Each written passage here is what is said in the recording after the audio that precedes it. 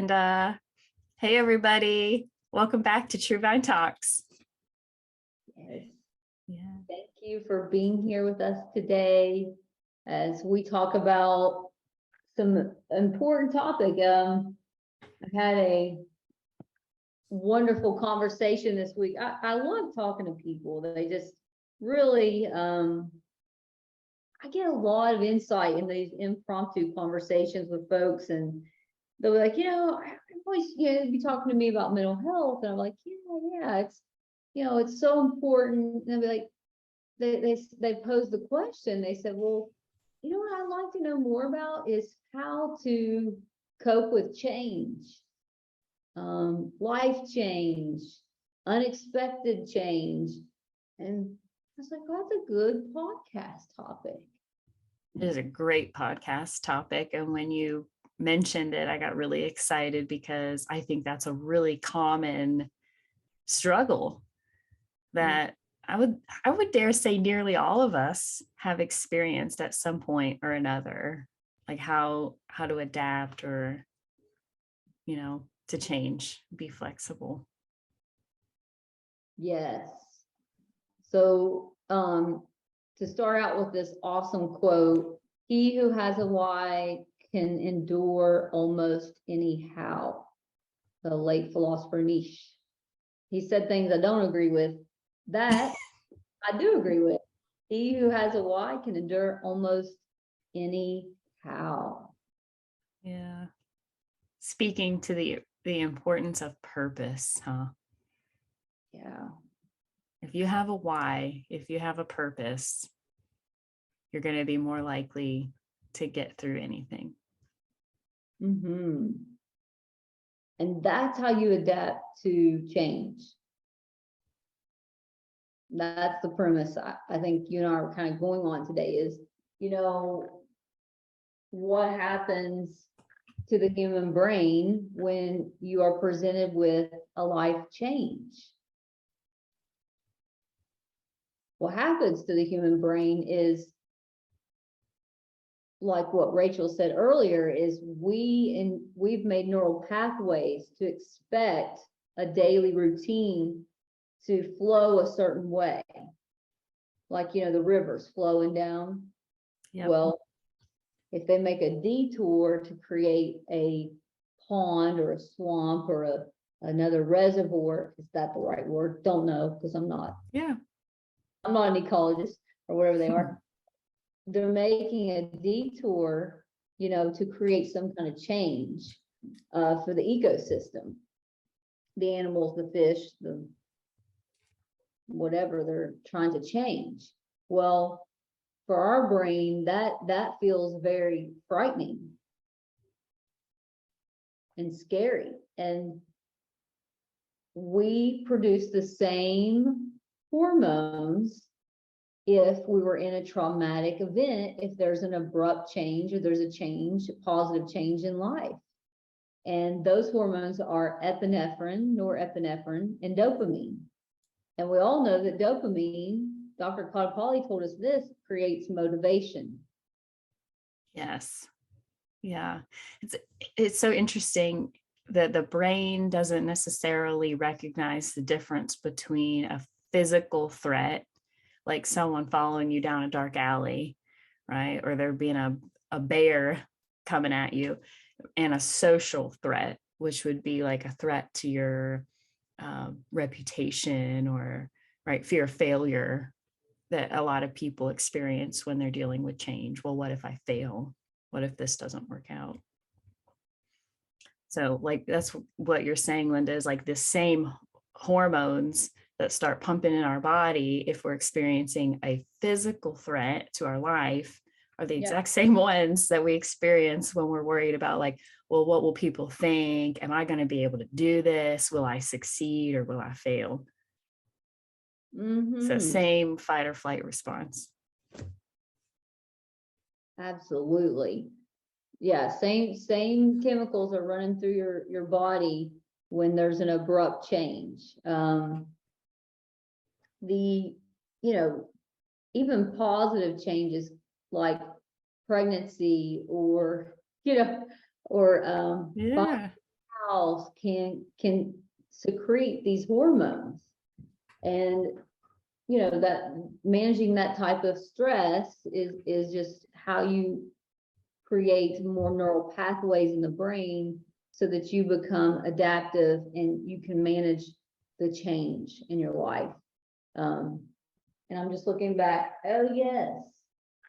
And we, like what Rachel said earlier, what is the path of least resistance for the human brain? So the human brain, as I understand it, and I'm not a neuroscientist, so I could be wrong, but it's like hundreds of billions of neurons. And all of those neurons store and transmit information. And every time we learn something, right, it makes it what's called a neural connection, right, where information travels from one to another, right? And so what happens is kind of like, Linda and I enjoy hiking. And so we're out in the woods and we're typically walking on a very well-worn path or trail, right? It's very obvious, easy to follow, right? And that's kind of what happens with these neural pathways. The more we do something, the easier and quicker that information can jump from one place to another, right? And it's things like our line of sight and vision, our sensory and movement, they're all working together to get something done, right? If you think about if you're learning to ride a bike, you're learning how the bike works. You're learning the body movements it takes to balance and turn and make it go by pedaling and push the brakes, right? And you're learning how to pay attention to your environment so you know when it's safe to go, when you need to stop. All these things at once, right? The more you do it, the quicker and easier it becomes. It's like second nature, right? And so, have you ever experienced like driving home and you're kind of on autopilot, and it's a little bit scary, honestly, when you're like, I don't even remember driving, but I managed to get where I'm going and I braked at all the stoplights right? It's autopilot. The brain is actually a very lazy organ. It doesn't want to exert a lot of energy. It wants to take that path of least resistance.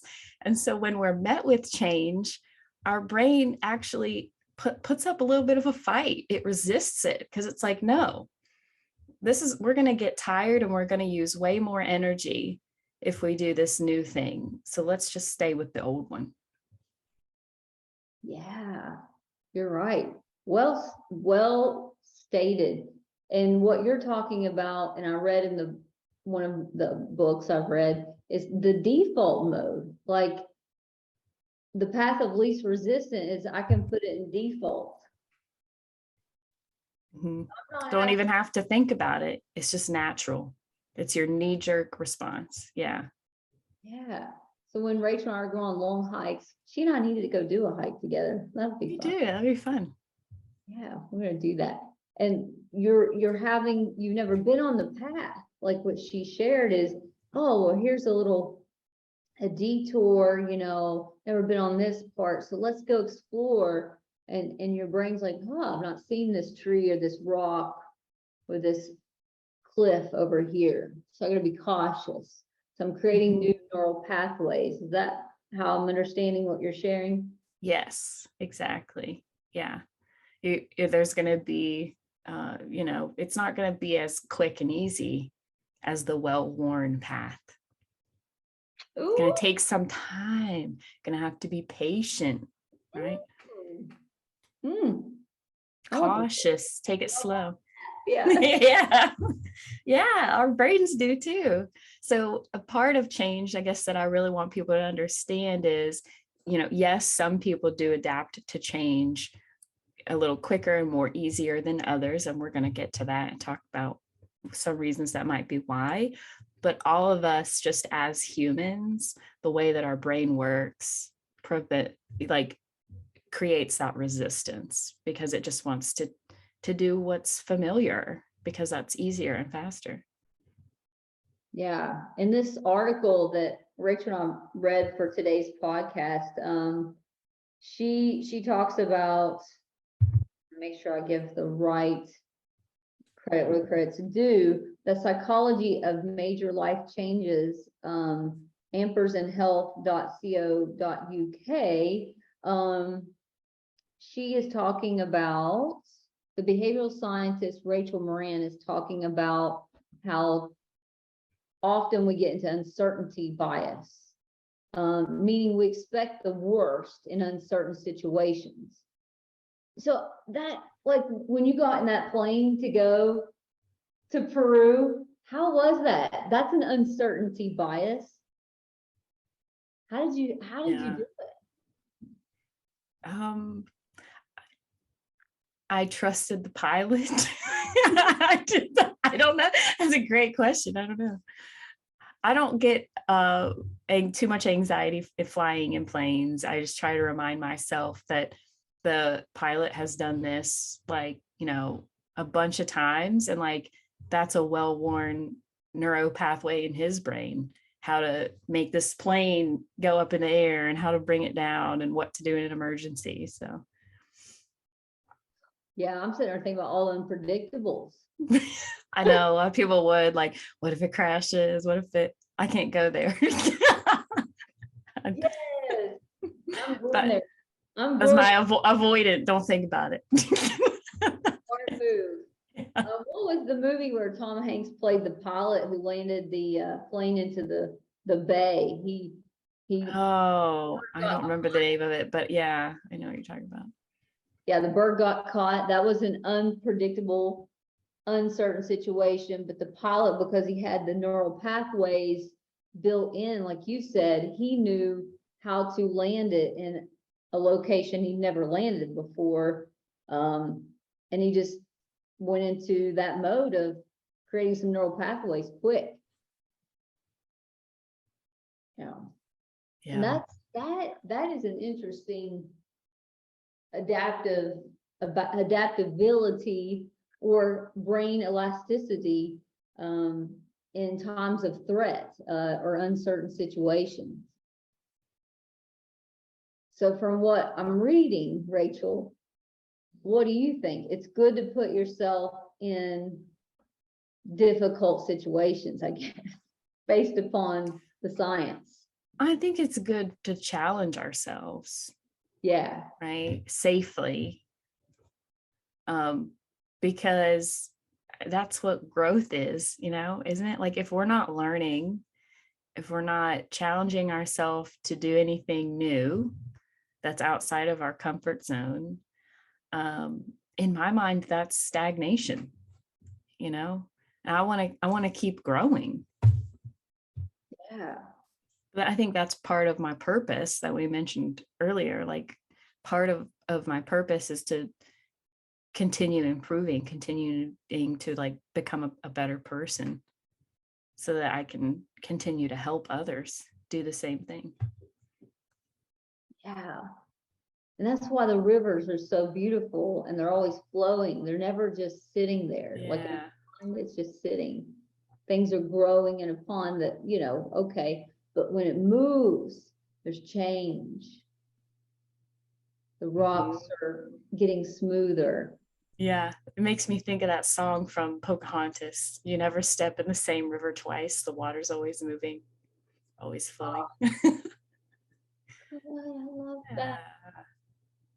Love rivers. Yeah. Mm-hmm. Another important part that Rachel and I like to process too is adaptability. Is if you've had a chaotic attachment upbringing, there wasn't a secure caregiver that when you felt sad or scared, you could reach for. Mm-hmm. And maybe you went outside and played with a dog. I did that sometimes. Or you had to create imaginary friends. Whatever you had to do, your brain may be more, elastic for change in your environment. Or if you grew up moving place to place. Like if you're in a military family or something. Yeah. Yeah. Yeah, so you had to learn how to create neural pathways.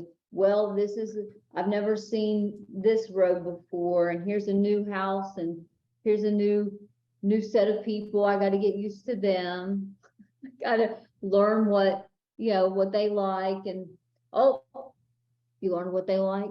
Oh, Dad got another job. Time to move again. Oh, okay. So then your brain starts, so you get used to having to adapt and change. And a chaotic upbringing, and I'm not talking about abuse here. We're talking about, um, just constant upheaval of your secure nest. Is Yeah, that the language there? I think so. Yeah. A lot of conflict, yeah. Yeah. Which let's talk about that, because I was excited to get to this part of the podcast because I kind of wanted to pick your brain a little bit. Because Please. what I've noticed working with folks who had that kind of chaotic childhood growing up, there was a lot of conflict. They kind of had to grow up a lot quicker than would typically be developmentally appropriate, and because they had to take care of themselves. They are easily adaptable to change, but they crave, and of course, this isn't everybody, but this is the majority of folks that I've been working with, of course, crave that stability and peace, right? And what we're working on in therapy is for them to obtain that. And when they do, that becomes the scary change that they're resistant to because they're so used to the chaos, which is so interesting and very frustrating for people because they're like, this is what I've always wanted. I finally have it, and I'm incredibly bored and I hate it. Because they're not a hamster on a wheel anymore, like constantly going, constantly anxious. Do you see that?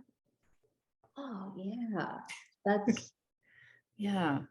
good point. So it's like the reverse is happening. Yeah.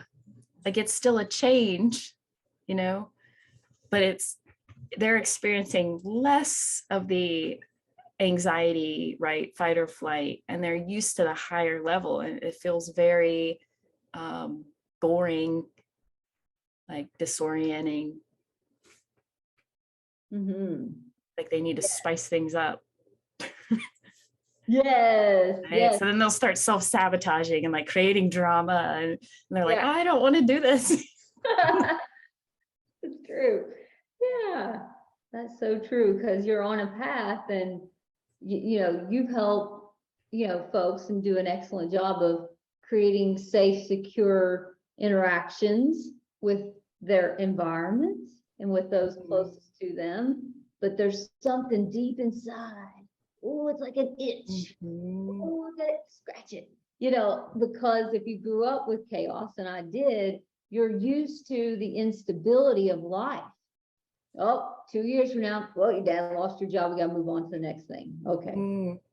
Adapt, change. Okay. Well, constantly meeting new people, constantly moving nests, like your home space, your home. There's no home. There's no such thing as a home. You just move it. And you get so used to that move, that when things are safe, secure, and you're sitting in the still water, you want to throw a rock. Yeah. You Like, do. yeah. And that rock is usually, here's an emotionally unavailable person. Let me make them love me. Right. Yeah. Yeah. Yeah. And you're attracted to that because what we know, the path of least resistance, I am attracted to what I grew up with. My inner child knows chaos, instability, and rocks being tossed and on the still waters. So naturally, I'm going to crave that home. Crave home. And that may not be the best for my mental, physical health. And that's where a lot of people get stuck, right, Rachel? Mm-hmm. Yeah, because they know that the patterns that they're stuck in Yeah. are not good for their mental health, which is in the long run not good for their physical health, because all the stress is taking a physical toll on the body. You know, they Hmm. have stomach ulcers and migraines and, all this stuff that comes along with long-term chronic stress. So they know it's not good for them, but it's hard to break those old habits. And that's why exactly what we're talking about is like the worn down path of least resistance, right? That is fast and easy for your brain to know we're going to do this, we're going to do this, isn't always the best or healthiest option. Hmm. Yeah. So we're creating new neural pathways. Exactly. Yeah. And that is hard work, but it's so worth it. Hmm. Yeah. So you tell your inner child, oh, I know that you really want, something chaotic and fun, exciting to happen. How might you get some chaos that's Yeah. safe, controlled? Let's go down the river in a kayak. Right. Yeah. You love a challenge. How can we challenge you in a safe and healthy way? Do you want to learn a new instrument? Do you want to run a marathon? Do you want to go whitewater rafting? What do you want to do? What do you want to do? It's going to bring some fun, excitement, and chaos, because that's going to pump the same chemicals in a controlled way, which creates new neural pathways. Yes. And And that's what, yes, go ahead. I was going to say, and it's something that's achievable and that you can succeed at. And that feels good too, because a lot of the old challenges that people get into that are like trying to make emotionally unavailable person love them is not a succeed. You will not succeed at that. Does that make sense? That And makes I think that's why it's so hard for people, is because they're used to, I think I already used the term, being the hamster on the wheel, right? And challenging themselves and challenging themselves. That's something that they're never going to actually obtain. And now that they're doing these healthy challenges, they're obtaining them left and right. And that's why they're bored, because it's like, well, that didn't last long, like, well, check that off the list. yes. And that's when people go into that exile part of themselves, creating, that's when you go into maybe some addiction type behaviors to create the home feeling. And they know Yeah. there's no shame around that. There's no shame around the need for going home. But if home, No. like you said, if home creates physical stress and ulcers and migraines, we need to create a new neural pathway. Yes. Yes. Yeah.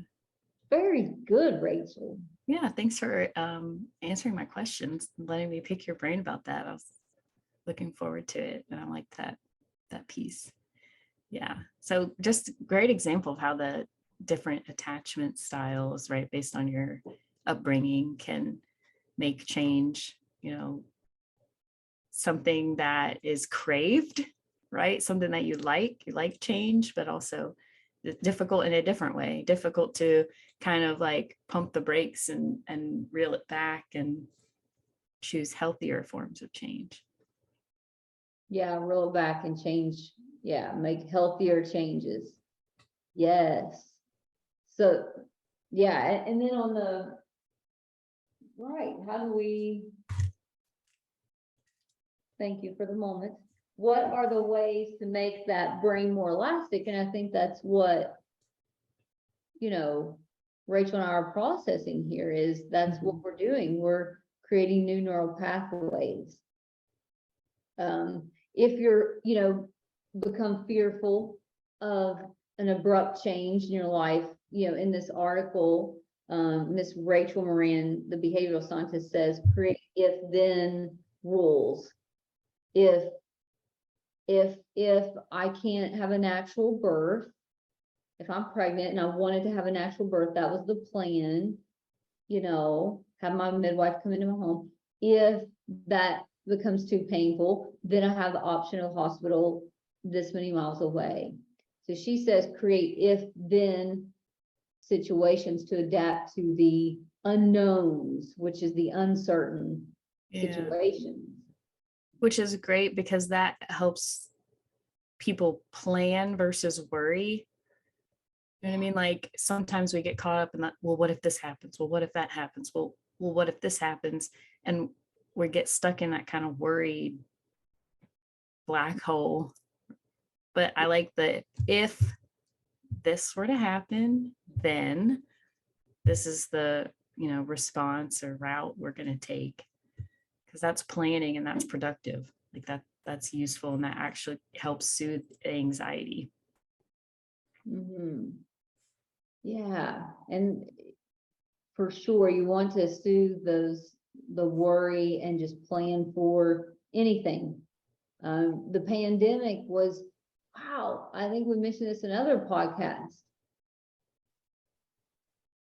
Talk about an abrupt change to our lives and everyone's lives. Whew. We went from fully on-site to Zoom telehealth. And what was that like, Rachel? That was an abrupt change It was an abrupt change, and I'll be completely honest, I was really scared because I had just left my full-time job, right? With and started full-time at TrueVine, and then here we were going virtual, and I was like, oh wow, what if people don't want to meet on Zoom? Like what if, right? I'll be looking for another job, like, and there aren't any out there because everything's shutting down, right? I know. I was like, what are we gonna do? What are we gonna do? Yeah, but luckily,